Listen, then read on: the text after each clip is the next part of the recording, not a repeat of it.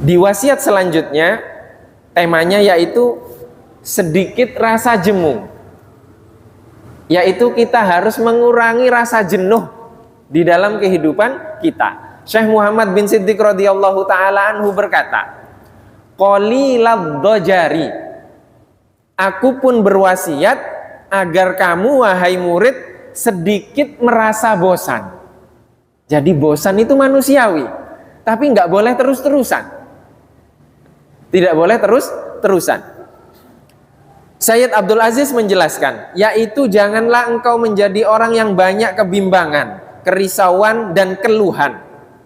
Jika kesukaran dan kesempitan menimpa, mereka merasa berat menanggung beban tersebut, hingga tersemat dalam diri mereka sifat bodoh dan buruk tata krama.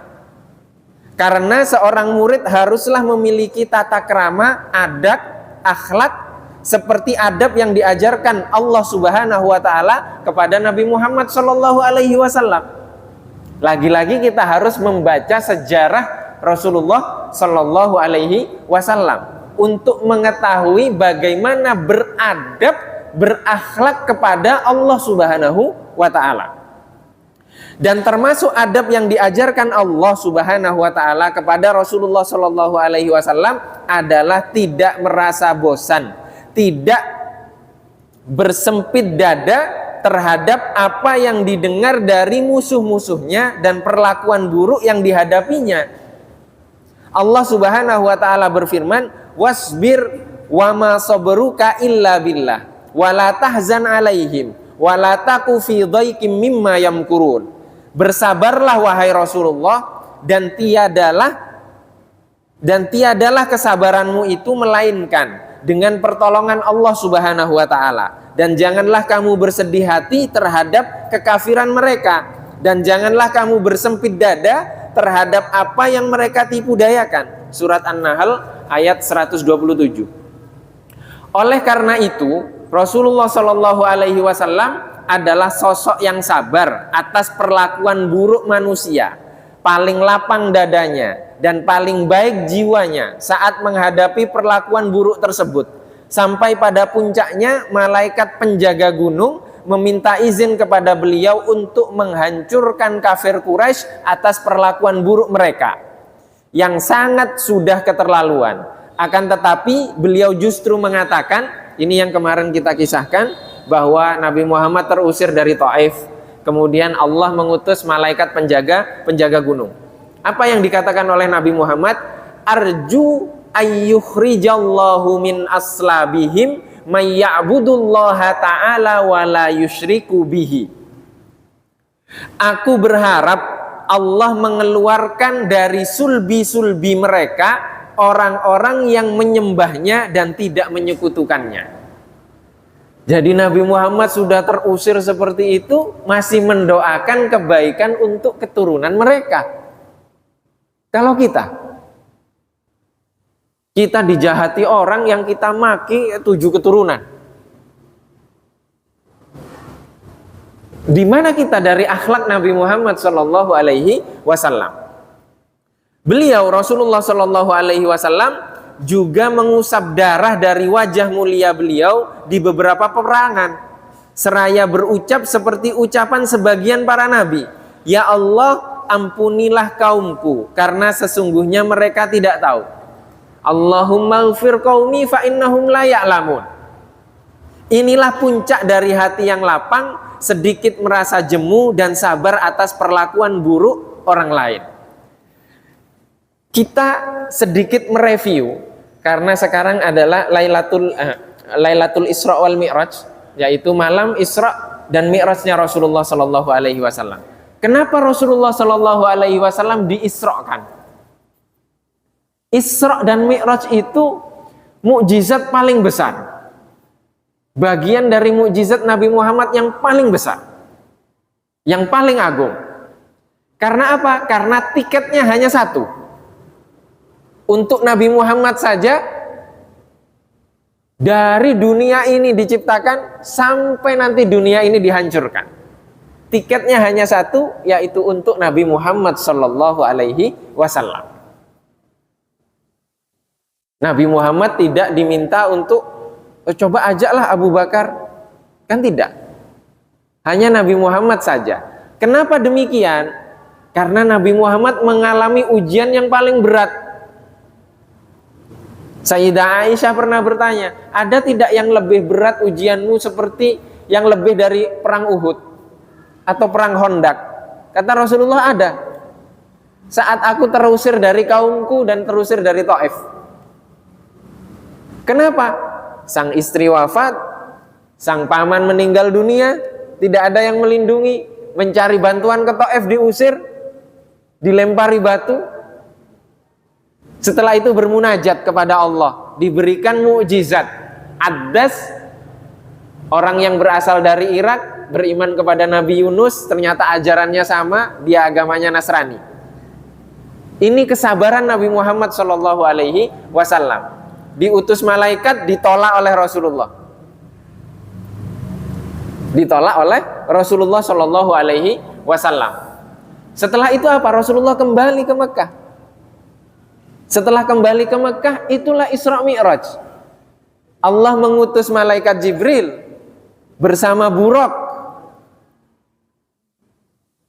Setelah itu Rasulullah, Buraq ini langkahnya, satu langkahnya itu adalah akhir mata dia memandang.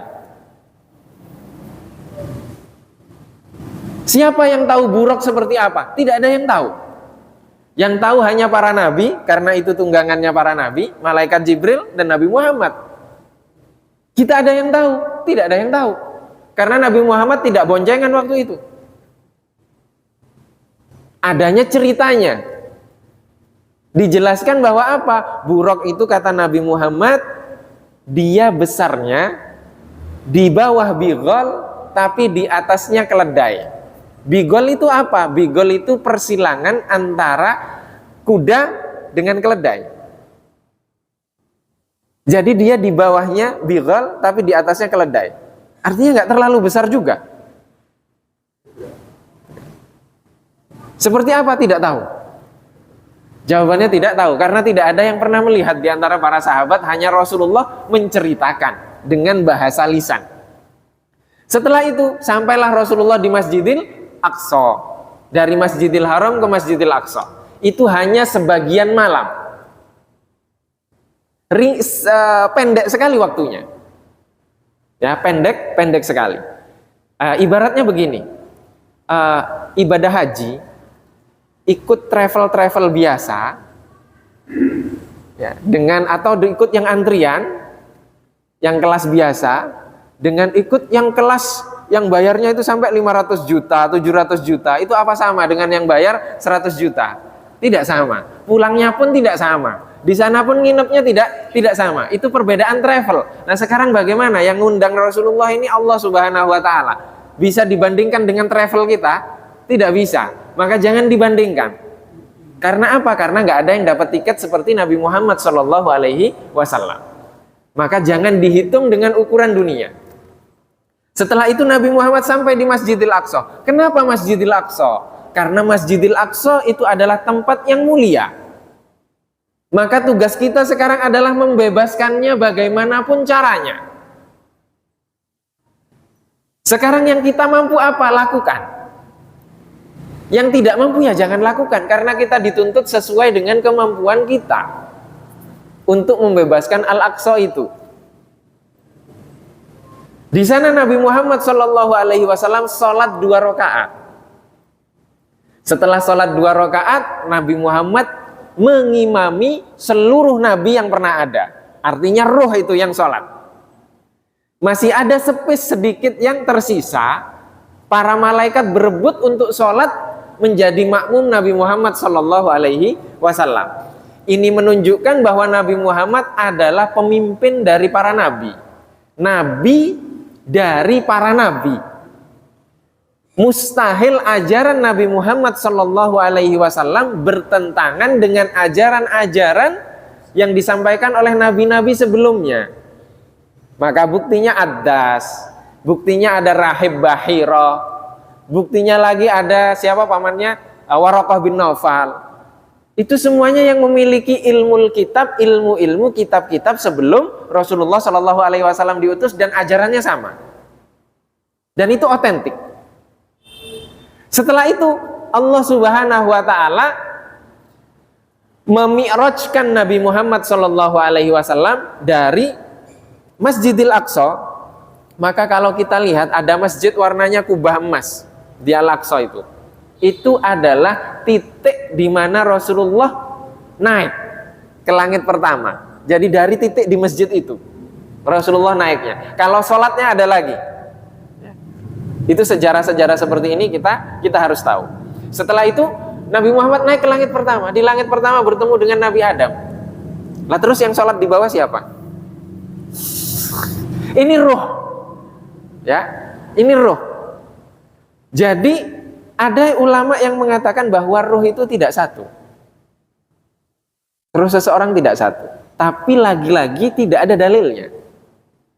Allah hanya berfirman di dalam Al-Quran, yas'alunaka 'anir ruh. Mereka bertanya kepadamu, wahai Rasulullah, tentang ruh. Kulir ruhu min amri rabbi. Katakanlah, wahai Rasulullah, bahwa ruh itu urusan Tuhanku. Wa ma utitum minal ilmi illa qalila. Tidaklah dianugerahkan kepada kalian ilmu tentang ruh tersebut illa qalila, kecuali sedikit. Sedikit ini siapa yang tahu? Nabi Muhammad. Maka yang disampaikan oleh Nabi Muhammad itulah tentang ruh. Jadi kalau ada sekarang, di masa sekarang, orang-orang yang mengatakan dan jualan bahwa Allah telah membukakan ilmu tentang ruh kepada saya di akhir zaman ini yang tidak pernah disampaikan oleh Nabi Muhammad Sallallahu Alaihi Wasallam, dia jualan. Jangan percaya. Kenapa? Karena Nabi Muhammad merahasiakan. Bagaimana dia bisa membocorkan? Kalau Nabi Muhammad merahasiakan, maka dia harus merahasiakan. Memang ada nabi setelah Nabi Muhammad? Tidak ada. Maka yang jualan-jualan ruh, gak usah didatangi lagi. Gak usah didengar lagi. Karena apa? Karena ruh itu min amri rabbi. Urusan Allah Subhanahu Wa Ta'ala sudah gak tahu. Yang kita tahu cuma ruh kalau dicabut sudah kita meninggal. Ruhnya kemana, begini urusan, gak usah dipikir. Bagaimana kita mempersiapkan sebelum roh itu dicabut.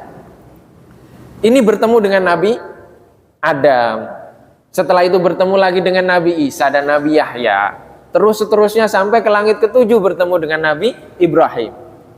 Setelah itu Nabi Muhammad Shallallahu Alaihi Wasallam naik lagi. Ini namanya naik, kita nganggapnya itu tempat atau tingkatan. Apakah benar seperti itu? Ketika Nabi Muhammad naik, malaikat Jibril mengatakan ini batas makhluk. Jadi makhluk tidak bisa naik lebih dari ini. Loh, kok Nabi Muhammad kan makhluk? Kenapa kok bisa naik? Artinya Nabi Muhammad adalah manusia yang dipilih oleh Allah Subhanahu Wa Ta'ala untuk bisa bertemu dengan Allah Subhanahu Wa Ta'ala sesuai dengan wujud beliau, seperti itu. Nabi Muhammad tidak diminta oleh Allah untuk melepas sendal. Artinya sendalnya Nabi Muhammad suci.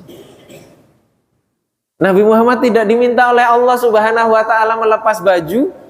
Artinya baju Nabi Muhammad suci. Sedangkan Nabi Musa di Bukit Tursina diminta oleh Allah Subhanahu Wa Ta'ala, engkau sekarang di lembah yang suci. Aku akan menunjukkan keagunganku di sana. Lepas sendalmu. Ikhlaq na'laika. Lepaslah sendalmu. Nabi Muhammad tidak diminta melepas sendal. Maka kalau kita menemukan orang-orang biasanya di majelis-majelis jual peci dan pecinya ada di atasnya ada replika sendalnya Nabi Muhammad, itu menunjukkan bahwa apa? Mereka mengatakan sendalnya Nabi Muhammad itu sudah pernah dibawa oleh Rasulullah Shallallahu Alaihi Wasallam bertemu dengan Allah Subhanahu Wa Ta'ala.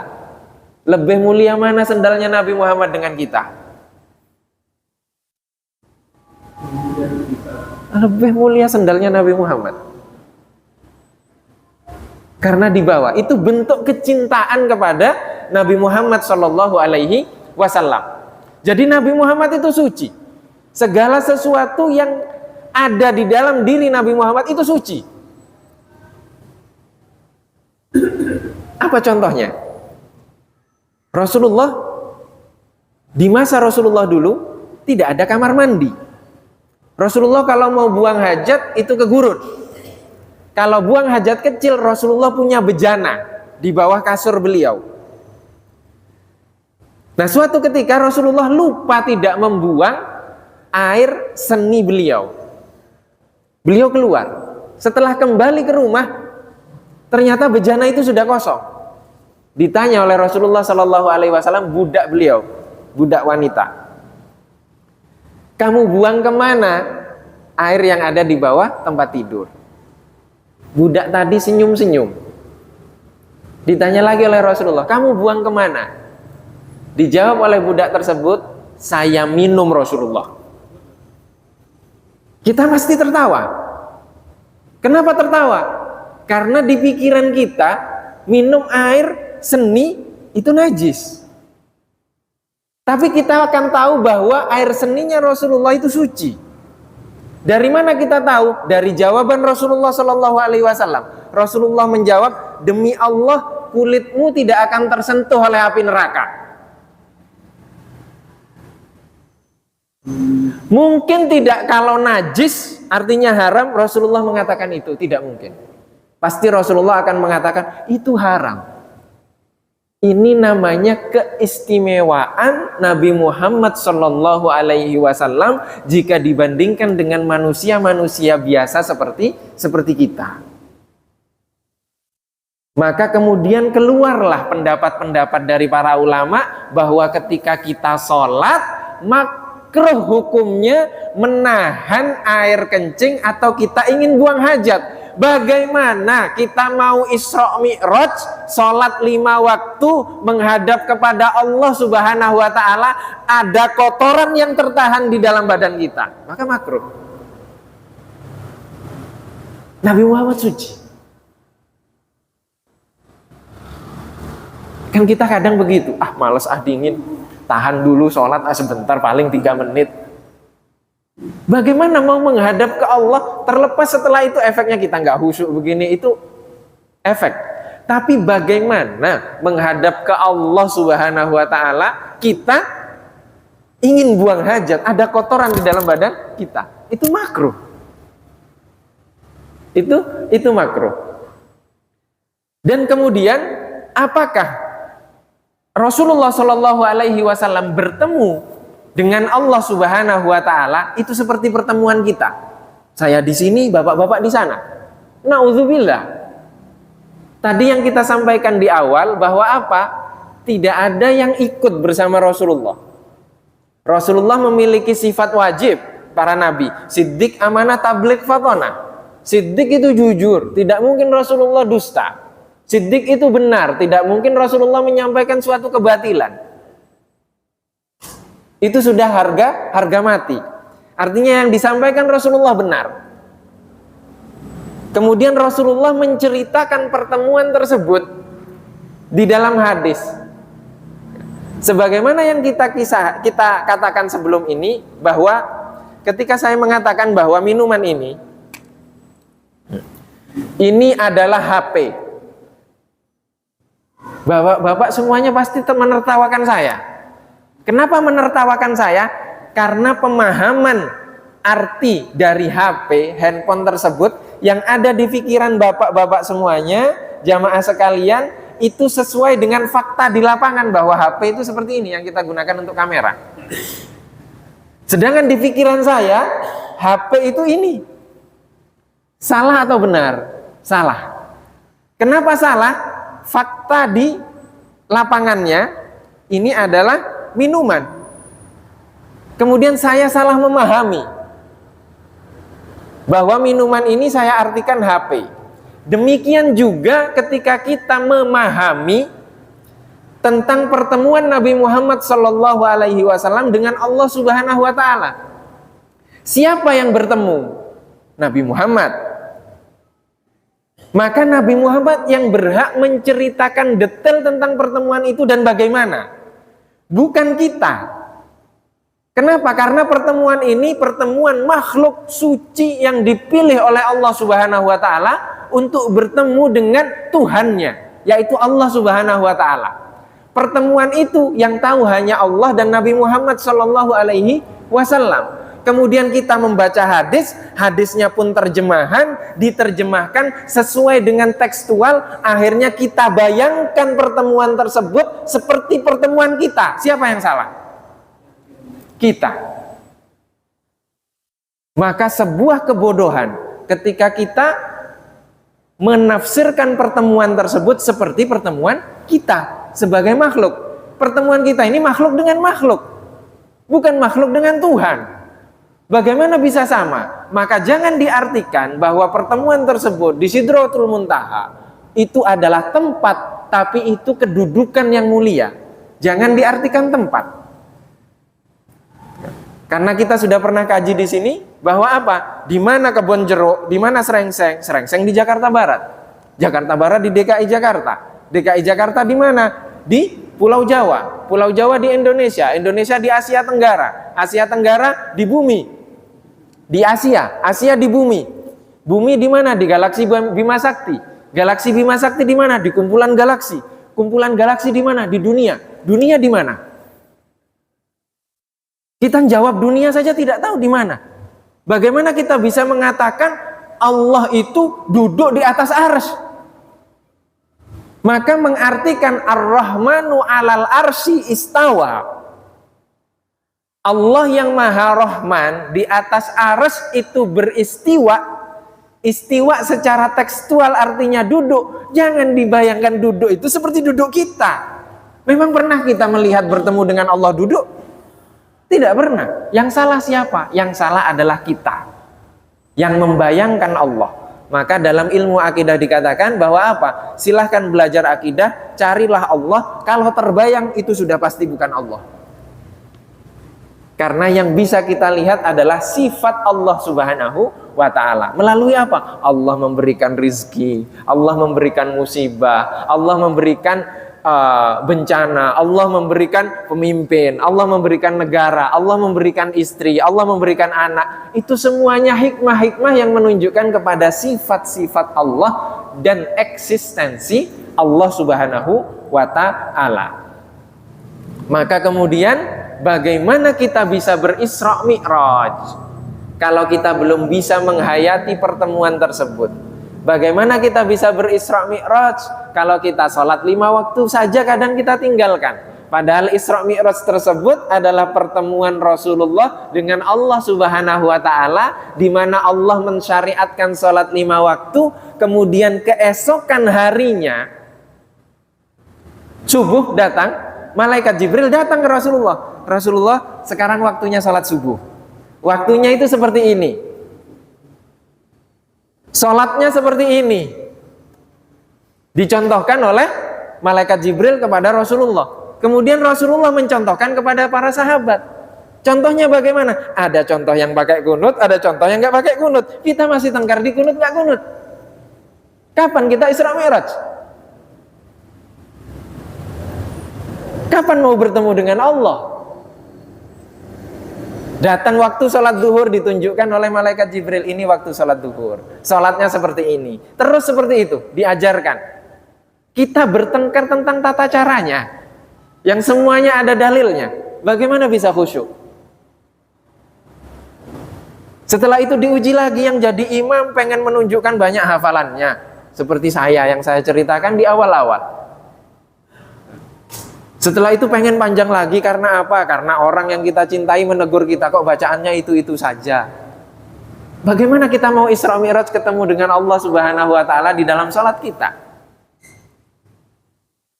Belum lagi diuji, sholat Jumat mimpin, amplopnya tertukar, kan susah. Amplop khotib ketukar dengan amplop Bilal, wah lumayan 1:10. Itu bagaimana Isra Mi'rajnya? Terus kita dengan bangganya menggunakan pakaian kebesaran Nabi Muhammad Sallallahu Alaihi Wasallam. Di mana? Maka itulah ibroh. Jadi memandang tidak hanya dengan mata kepala dan pikiran, tapi juga dengan mata hati yang bersih, sehingga kita bisa melihat keagungan Allah Subhanahu wa Ta'ala. Di sisi mana Allah Subhanahu wa Ta'ala menitipkan agama ini kepada kita, di titik itulah yang kita harus memperkenalkan, menyampaikan, mencontohkan tentang agama ini kepada umat atau orang-orang yang berada di dekat kita. Dan tema selanjutnya insya Allah akan kita lanjutkan pada pertemuan-pertemuan yang akan datang jika masih ada sisa usia. Tema yang selanjutnya agak sulit karena sesuai dengan kondisi kita sekarang, yaitu tidak mencari celah orang lain. Ini susah ini. Tidak membuka celah aib orang lain. Oh, sekarang kita cari-carian aib. Susah gitu ya. Wallahu wa rasuluhu a'lam. Semoga Allah Subhanahu wa Ta'ala memberikan keistiqomahan kepada kita untuk mengikuti Rasulullah Sallallahu Alaihi Wasallam secara lahir dan secara batin. Allahumma amin. Mohon maaf apabila ada kekurangan. Wabillahi taufiq wal hidayah wa ridha wal inayah. Wassalamualaikum warahmatullahi wabarakatuh.